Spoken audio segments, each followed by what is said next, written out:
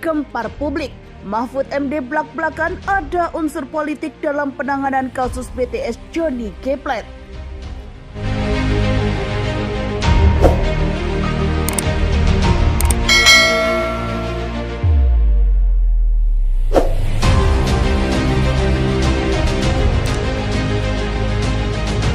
Buntut kasus korupsi BTS Bakti Kominfo, Mahfud MD telah resmi ditunjuk Presiden Jokowi sebagai PLT Menkominfo menggantikan Johnny G. Plate setelah ditetapkan menjadi tersangka.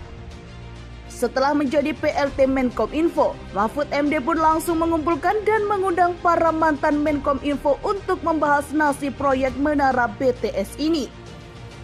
Soal proyeknya nanti kita cari jalan agar itu terus. Saya sudah panggil mantan-mantan menteri itu, Menkominfo. Pak, ini dulu sudah berjalan baik dari tahun ke tahun sesuai dengan jadwal. Kok rusaknya baru sekarang? Gitu, ungkap Mahfud MD. Selain itu, Mahfud MD juga meminta Kejaksaan Agung agar lebih berhati-hati dalam menangani kasus korupsi Menkominfo Johnny G. Plate ini. Pasalnya menurut Mahfud, kasus korupsi BTS ini syarat politik karena beririsan.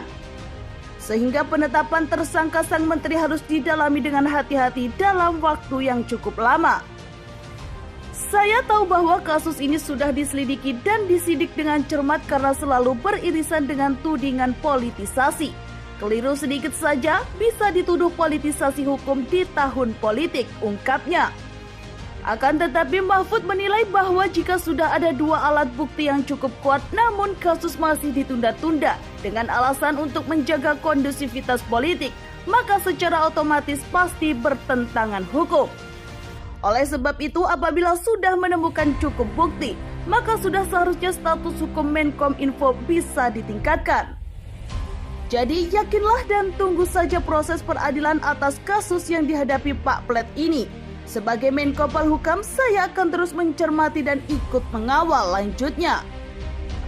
Saya katakan, hati-hati, ini ada unsur politiknya, beririsan. Tetapi kalau hukum sudah menyatakan ada buktinya, dua alat bukti cukup, dan Anda yakin dibawa ke pengadilan bisa membuktikan, segera tersangkakan.